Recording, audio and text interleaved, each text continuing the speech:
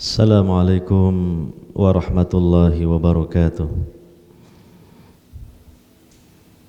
Hamdan katsiran tayyiban mubarakan fi kama yuhibbu rabbuna wa yardah. Ashhadu an la ilaha illallah wahdahu la syarika lah wa ashhadu anna Muhammadan abduhu wa rasuluh sallallahu alaihi wa ala alihi wa sahbihi ajma'in wa man tabi'ahum bi ihsanin ila yaumiddin. Wa qala subhanahu wa ta'ala fi kitabihil karim, ya ayyuhalladzina amanu taqullaha haqqa tuqatih wa la tamutunna illa wa antum muslimun. Wa qala aidha wa'bud rabbaka hatta ya'tiyakal yaqin. Al-ayah, amma ba'd. Hadirin wal hadirat, para bapak, para ibu, saudara-saudari sekalian yang semoga selalu berada di atas hidayah Allah, di atas Islam, iman, dan tetap menjalankan ibadah kepada Allah Subhanahu wa ta'ala. Sebagaimana kita harus selalu ingat pesan dari Nabi kita, Nabi Muhammad sallallahu alaihi wasallam. Beliau bersabda, "Qul amantu billah tsumma istaqim." Katakanlah, aku beriman kepada Allah dan kemudian istiqomahlah. Kita harus berjuang, berusaha untuk istiqomah di atas iman, karena orang yang berhasil bahkan selamat dalam hidup ini adalah ketika di dunianya istiqomah di atas iman. Kalau seseorang istiqomah di atas iman selama hidupnya di dunia ini, sehingga satu saat dia menghadap Allah Subhanahu wa ta'ala membawa iman itu, maka pasti di akhirat dia akan mendapatkan keselamatan dan kebahagiaan. Bahkan dia akan mendapatkan suasana kehidupan yang jauh lebih baik, lebih menyenangkan daripada kehidupan sebelumnya, yaitu kehidupan di dunia ini.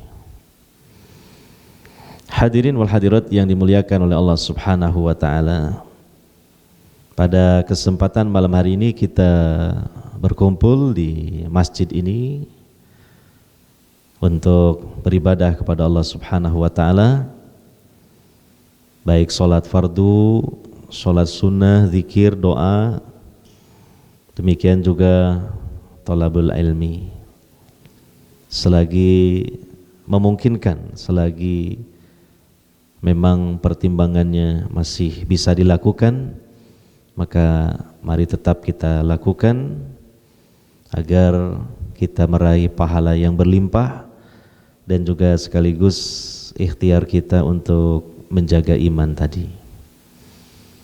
Hadirin wal hadirat yang dimuliakan oleh Allah Subhanahu wa ta'ala, kajian kita pada kesempatan malam hari ini, kajian tafsir Al-Quranil Karim, membahas surah Ali Imran.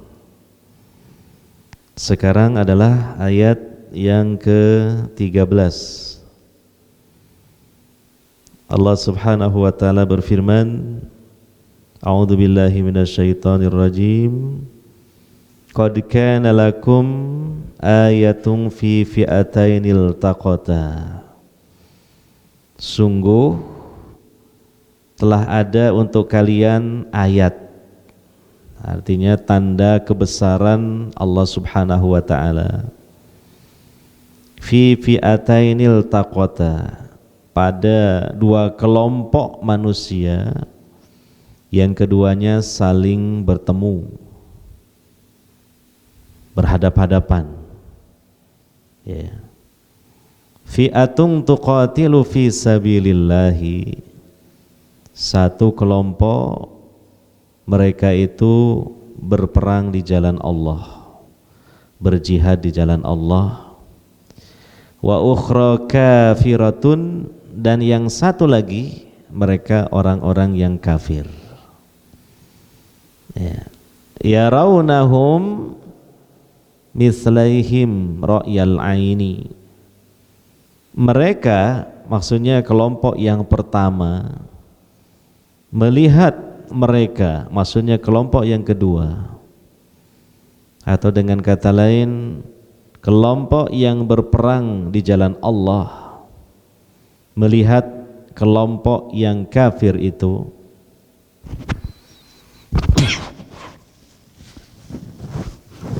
biasa saja, jangan ada anggapan apa-apa.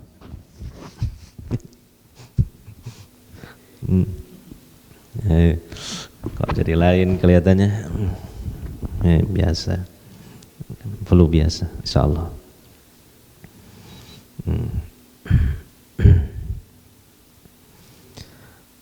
Mislaihim, dua kali lipat mereka, maksudnya dua kali lipat dari jumlah kelompok orang-orang yang berjihad di jalan Allah.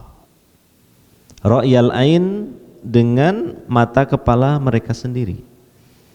Jadi mereka melihat dengan jelas, dengan sangat tampak, kelompok orang-orang kafir itu jumlahnya terlihat lebih besar, dua kali lipatnya mereka. Wallahu yu'ayyidu binasrihi may yasha'u, dan Allah mengokohkan atau menguatkan dengan pertolongannya kepada siapa yang Dia kehendaki. Inna fi dzalika la'ibratan liulil absar, sesungguhnya pada yang demikian itu sungguh terdapat pelajaran bagi orang-orang yang memiliki ilmu. Ya. Ini satu ayat, masih kelanjutan dari rentetan ayat sebelumnya, yaitu ayat 10, 11 dan 12, di mana pada ayat 10, 11, 12 Allah Subhanahu wa taala menyebutkan bahwa orang-orang kafir itu ketika di akhirat tidak akan mereka ditolong oleh Allah Subhanahu wa taala, sekalipun mereka berusaha untuk menolong diri mereka dengan harta maupun anak-anak mereka, dan mereka di akhirat menjadi bahan bakarnya neraka. Sebagaimana juga hal itu adalah yang telah terjadi pada kelompoknya Fir'aun dan orang-orang sebelum mereka, yang mereka telah mendustakan ayat-ayat kami, kata Allah. Maka Allah azab mereka, siksa mereka disebabkan dosa-dosa mereka, dan Allah sangat keras siksaannya. Kemudian di ayat yang ke-12, katakanlah Muhammad, jadi Nabi Muhammad SAW diperintahkan oleh Allah Subhanahu wa taala untuk mengatakan dengan tegas kepada orang-orang kafir, apa katanya? Kalian akan dikalahkan. Nah, di dunia dikalahkan, dan di akhirat akan digiring menuju jahanam. Itulah sejelek-jelek tempat kembali. Ya, jadi ayat 12 itu sekaligus berita gembira bagi kaum mukminin. Ya, di dalam berjihad menghadapi orang-orang kafir, bahwa mereka orang-orang kafir akan dikalahkan. Ya. Sekalipun dalam pergolakan perjuangan kadang kaum mukminin menang, kadang kalah, ya. Tapi ujungnya nanti akan menang.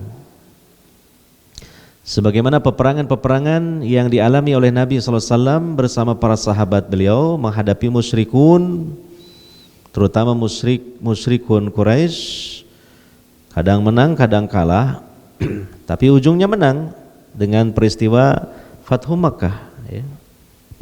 Dan itu akan terus terjadi seperti itu hingga nanti kaum mukminin, ya, di bawah pimpinan Imam Mahdi akan juga berperang melawan orang-orang Yahudi, dan mereka orang-orang Yahudi akan dikalahkan. Jadi kesimpulannya, terakhirnya orang-orang kafir akan dikalahkan di dunia ini. Betapapun mereka mungkin persenjataannya lebih lengkap, lebih canggih, ya, lebih hebat pengalaman perangnya, ya. Namun Allah sudah menjanjikan lewat lisan Nabi sallallahu alaihi wasallam, bahkan ini dikatakan kepada orang-orang kafir, mereka akan dikalahkan di dunia, dan lebih parah lagi nasib mereka di akhirat. Mereka akan digiring menuju neraka jahanam. Nah, kemudian ayat yang ke-13 yang tadi kita baca, berikut terjemahannya. Sungguh untuk kalian terdapat tanda di antara tanda-tanda kebesaran Allah tentang dua kelompok yang bertemu untuk berperang. Satu kelompok mereka berperang di jalan Allah, kelompok yang satunya mereka orang-orang kafir. Ini dalam penjelasannya adalah menyebutkan tentang peristiwa perang Badar, ya. Dan kita semua mungkin sudah membaca peristiwa perang Badar, peperangan yang terjadi di daerah Badar, daerah antara Mekah dan Madinah, dan di situ ada mata air, ya, yang disebut mata air Badar. Maka di situ singkat cerita terjadilah peperangan antara kaum muslimin mukminin, ya, yang dipimpin oleh Nabi Muhammad sallallahu alaihi wasallam langsung melawan orang-orang musyrikin Quraisy yang ketika itu dipimpin oleh Abu Jahal. Dan perbandingan jumlah antara dua pasukan itu memang cukup mencolok, ya, di mana kaum mukminin hanya sekitar 300 lebih belasan orang saja, sementara kaum musyrikin 1000 orang kurang lebih. Di samping itu kaum musyrikin mereka kendaraan, ya, atau hewan tunggangan terutama kuda, dan juga persenjataannya lebih lengkap daripada kaum muslimin, karena kaum muslimin disebutkan hanya beberapa orang saja, ya, kurang lebih 3 orang saja yang menaiki kuda. Selebihnya mereka adalah pasukan infanteri atau pasukan pejalan kaki, ya.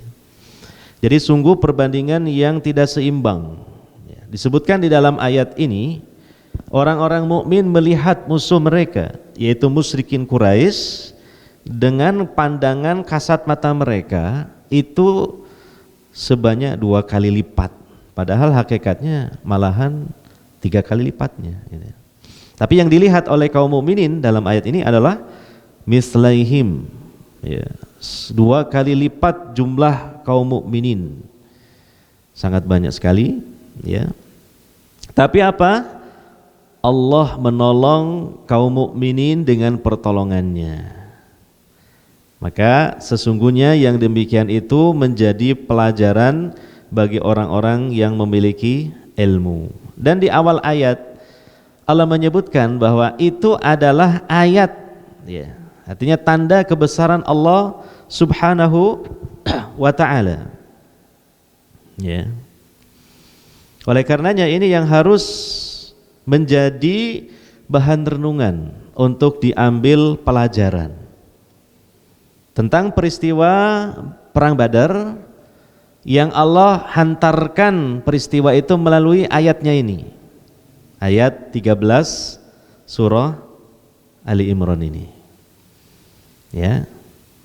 Begitulah Allah subhanahu wa ta'ala ketika berkehendak untuk menolong hamba-hambanya yang mukmin, ya, sekalipun jumlah mereka jauh lebih sedikit daripada musuh mereka, tetapi kemenangan berada pada pasukan kaum mukminin yang jumlah mereka jauh lebih sedikit, ya.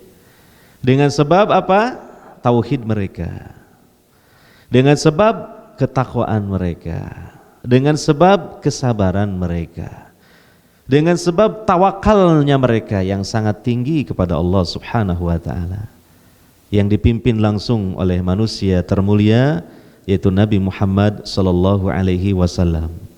Beliau terjun langsung dalam kancah peperangan dan juga menjadi teladan bagi para sahabat dalam berjihad di jalan Allah pada peristiwa Badar itu, mengerahkan segala kemampuan, mengerahkan segala upaya, diiringi dengan penyandaran hati dan jiwa akan pertolongan Allah Subhanahu wa taala.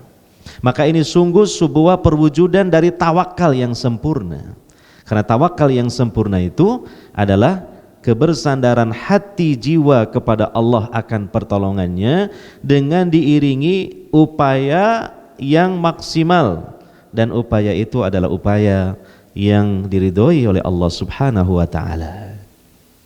Ya, hingga disebutkan dalam peristiwa perang Badar itu ketika Rasulullah SAW yang menjadi pemimpin kaum mukminin dalam melawan pasukan musyrikin melihat kaum mukminin ini hampir terdesak, maka Rasulullah SAW beristighosah kepada Allah Subhanahu wa taala, meminta pertolongan kepada Allah Subhanahu wa taala di saat sedang ditimpa kesulitan. Ya, kondisinya kaum mukminin terdesak. Dan itu didampingi oleh sahabat yang dekat dengan beliau yaitu Abu Bakar As-Siddiq. Beliau berdoa kepada Allah Subhanahu wa taala dengan benar-benar bersungguh-sungguh dalam berdoa. Bahkan beliau diiringi dengan ilhah, artinya memelas, merintih kepada Allah Subhanahu wa taala untuk segera Allah memberikan pertolongannya. Beliau menengadahkan kedua tangannya, saking bersungguh-sungguhnya beliau dalam berdoa sampai ridak beliau, yaitu selendang yang beliau kenakan, jatuh. Kemudian diambil oleh Abu Bakar dan diletakkan lagi di pundak Nabi SAW.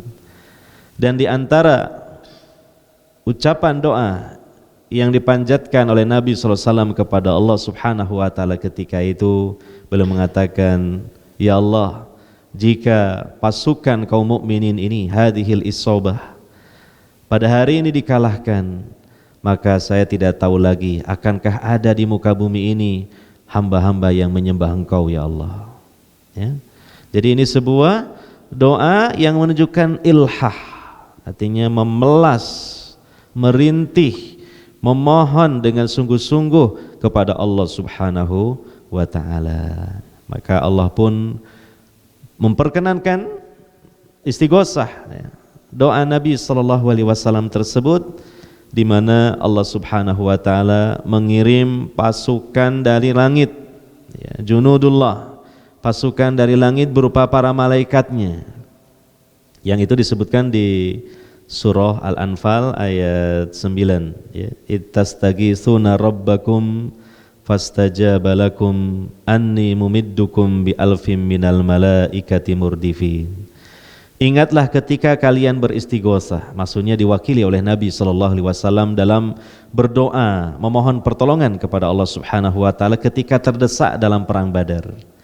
Fastajaba lakum, maka Allah kabulkan, ijabahi permohonan kalian itu. Anni mumiddukum, maka aku menolong kalian, ya, bi alfim minal malaikati murdifin, dengan mengirim 1000 malaikat yang datang secara bergelombang, berkelompok-kelompok.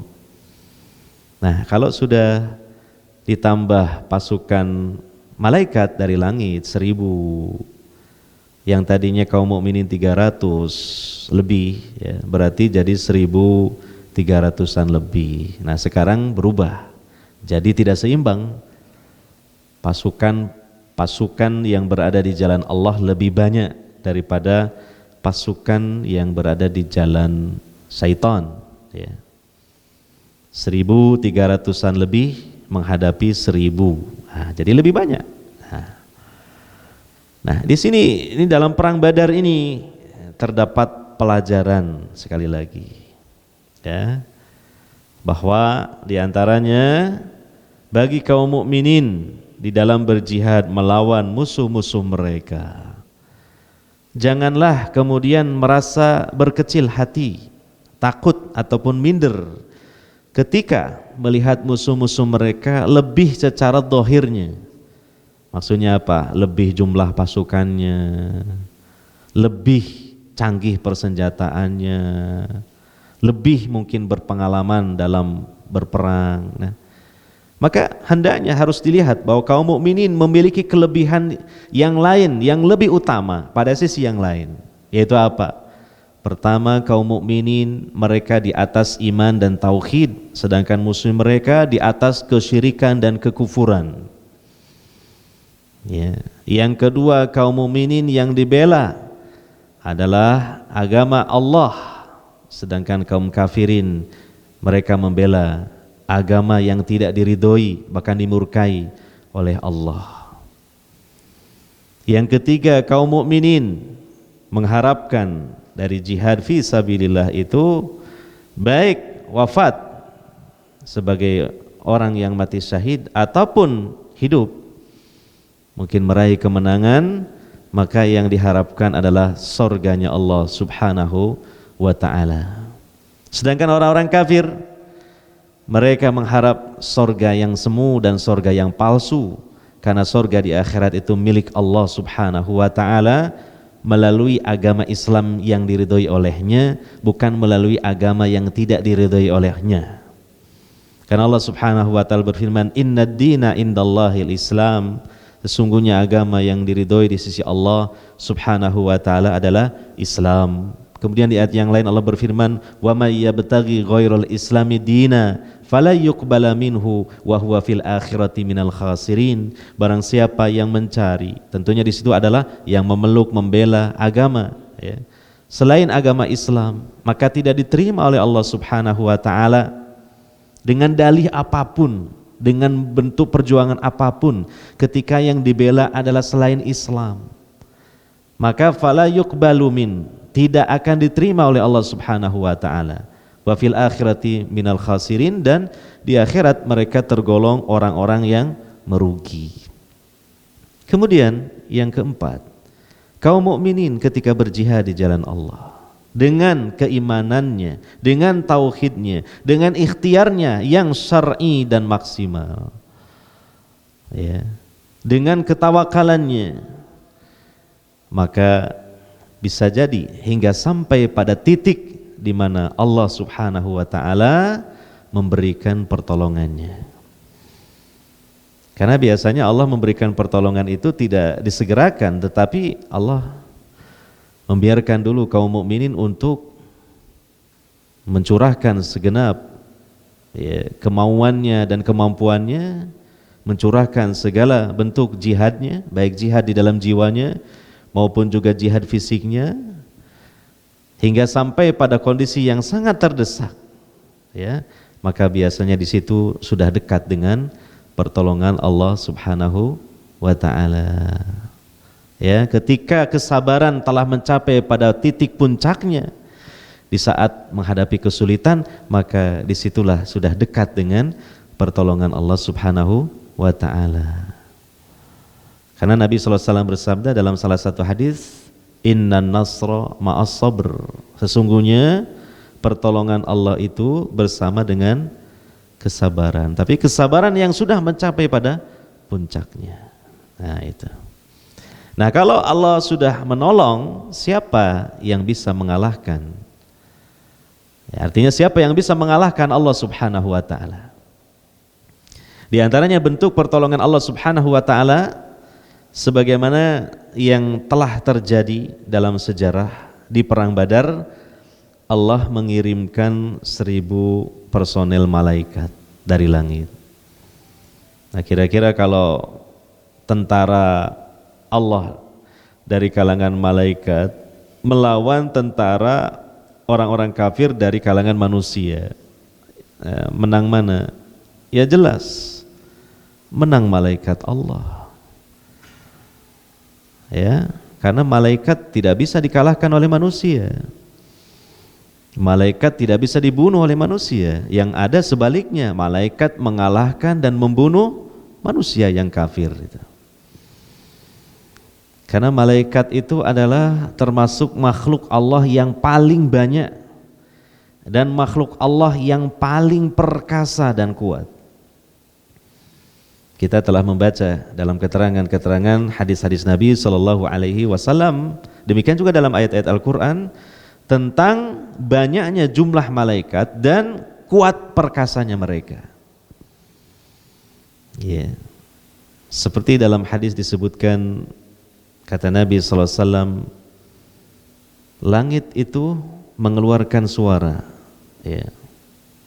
suara yang menunjukkan beratnya menahan beban di atasnya, sebagaimana rahel atau kendaraan yang di atasnya ada beban yang cukup berat, maka akan mengeluarkan suara, kriat-kriut begitu. Ternyata apa? Disebutkan oleh Nabi Sallallahu Alaihi Wasallam, langit itu mengeluarkan suara menahan beban karena di atasnya itu tidaklah ada tempat sejarak 4 jari ataupun 1 jengkal tangan, melainkan di situ ada malaikat yang bersujud, yang bertasbih kepada Allah Subhanahu wa Ta'ala. Dari situ dapat kita fikirkan betapa jumlah malaikat sangat banyak sekali. Langit yang sangat luas yang kita tidak pernah menemukan di mana ujungnya, itu penuh dengan penduduknya, yaitu dari kalangan para malaikat. Oleh karenanya ketika kaum mukminin kadangkala merasa takut, tetapi itu hal yang wajar, namun jangan kemudian terpuruk dalam ketakutan itu ketika melihat musuh mereka dalam jumlah yang sangat besar dan banyak. Ingat, jika kaum mukminin memenuhi syarat-syarat diturunkannya pertolongan Allah Subhanahu wa Ta'ala, bahwa tentara-tentara Allah yang ada di langit itu telah siap menunggu perintah Allah. Jika Allah memerintahkan untuk membantu pasukan kaum mukminin, tentu mereka la ya'sunallaha ma amarahum wa yaf'aluna ma yu'marun. Mereka akan segera menyambut perintah Allah Subhanahu wa Ta'ala dan pantang bagi mereka untuk menentang perintah Allah Subhanahu wa Ta'ala. Nah, kalau Allah mengirim pasukan dari langit, jangankan banyak, sedikit saja tidak bisa dikalahkan oleh manusia. Bagaimana kalau Allah mengirim ribuan, ratusan ribu, jutaan, miliaran? Bukanlah hal yang mustahil bagi Allah Subhanahu wa Ta'ala. Ini harus diingat oleh kaum mukminin. Dan bagi kaum mukminin lebih menggiurkan lagi bukan kemenangan di dunia secara kemenangan yang sifatnya kolektif, tetapi yang lebih menggiurkan lagi adalah kemenangan pribadi. Kemenangan pribadi, baik kalah maupun menang, selagi jihadnya fi sabilillah dan juga karena Allah Subhanahu wa Ta'ala, maka seperti yang disebutkan oleh sebagian dari orang bijak dalam berjihad di jalan Allah, iskariman au mut syahidan, hiduplah mulia atau mati dalam keadaan mati syahid. Nah, itu kemenangan secara pribadi. Kalaupun tidak mati di medan perang di jalan Allah, maka dia beroleh pahala yang besar. Kalaupun dia mati, maka dia mati dalam keadaan mati yang terbaik, mati syahid. Nah, itu. Sekali lagi kita ambil pelajaran di sini yang disebutkan oleh Allah Subhanahu wa Ta'ala dalam ayat 13 surah Ali Imran. Bagaimana pasukan yang sedikit mengalahkan pasukan yang jauh lebih banyak. Secara logika begitu secara perhitungan pengalaman perang, mustahil sepertinya pasukan yang sedikit 300-an mengalahkan pasukan 1000 dengan persenjataan yang lebih lengkap. Strategi mana bisa masuk seperti ini? Pengalaman perang mana bisa masuk seperti ini? Nah, Itu yang menjadi ayat, ya, tanda di antara tanda-tanda kebesaran Allah Subhanahu wa taala, yang kemudian kita sebagai orang-orang mukmin yang memiliki ilmu hendaknya mengambil ibrah dari hal itu, dari peristiwa perang Badar itu. Maka di ujung ayat Allah mengatakan inna fi dzalika la'ibratal liulil absar. Nah, ada apa di balik ini? Nah, jelas, sudah dijelaskan ya di dalam ayat Al-Qur'an, di dalam hadis-hadis Nabi SAW. Maka itulah Allah menunjukkan pertolongannya, menunjukkan kekuasaannya, memberikan pertolongan kepada kaum mukminin. Ya. Dan itu adalah peristiwa yang sudah terjadi. Artinya ini bukan sekedar berita yang tanpa ada kenyataan di lapangan. Ini adalah sebuah sejarah yang tidak bisa kita ingkari dan kita bantah, karena ini adalah fakta sejarah. Ya. Sehingga apa? Dari peristiwa perang Badar ini mungkin kita bisa mengambil beberapa kesimpulan yang intinya adalah menguatkan keimanan kita tentang bahwa Islam yang kita peluk ini agama yang benar, tentang bahwa Nabi Muhammad Sallallahu Alaihi Wasallam benar-benar seorang nabi dan rasul, bukan sekedar manusia hebat yang mungkin dikatakan oleh sebagian orang-orang barat Muhammad adalah sosok yang bisa mengubah peradaban dunia saja. Bukan hanya itu, beliau adalah seorang nabi dan rasul, ya, dan juga menunjukkan Allah ada, Allah senantiasa menolong, ya, hamba-hambanya yang menolong agamanya. Itu kesimpulan diantaranya.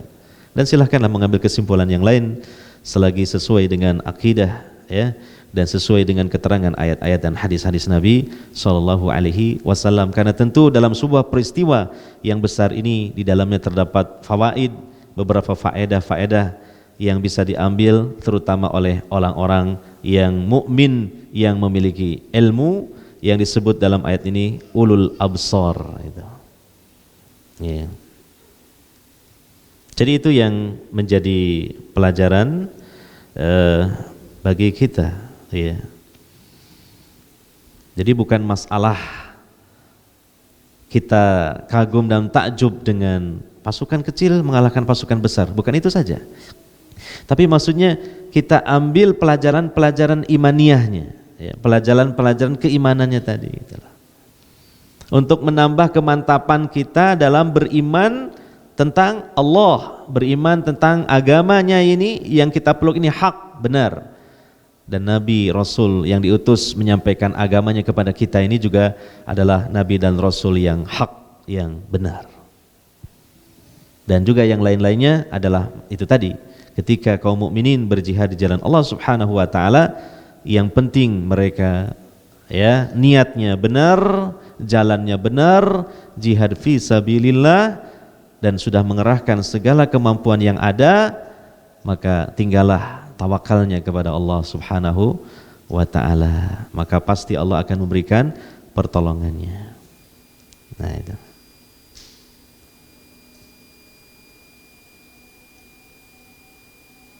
Pas waktu Isya. Saya kira ini saja yang dapat saya sampaikan. Satu ayat yang semoga bisa kita jadikan pada malam hari ini oleh-oleh untuk dibawa pulang, artinya untuk kita renungkan juga di rumah kita, ya, insyaallah setelah kita mengikuti pengajian sekaligus sholat Isya berjamaah di masjid ini, bahwa untuk tetap kita kokoh, ya, istiqomah di atas Islam, ya, di atas mengikuti sunnah Nabi Sallallahu Alaihi Wasallam, ya, karena yang kita pegang ini suatu kebenaran yang sulit untuk kemudian kita ingkari, ya, karena bukan hanya pelajaran-pelajaran yang kita baca melalui ayat-ayat Quran dan juga hadis Nabi Sallallahu Alaihi Wasallam saja, tetapi memang ini sudah terbukti di dalam sejarah ya tentang kebenaran janji-janji Allah Subhanahu wa taala itu ya. Demikian mungkin yang dapat kita bahas pada kesempatan malam hari ini, semoga bermanfaat ya, dan langsung saya akhiri kajian kita pada kesempatan malam hari ini dengan doa kafaratul majlis. Subhanakallahumma wa bihamdika asyhadu an la ilaha illa anta astaghfiruka wa atubu ilaik. Wa sallallahu ala nabiyyina Muhammadin wa ala alihi wa sahbihi ajmain. Wassalamualaikum warahmatullahi wabarakatuh.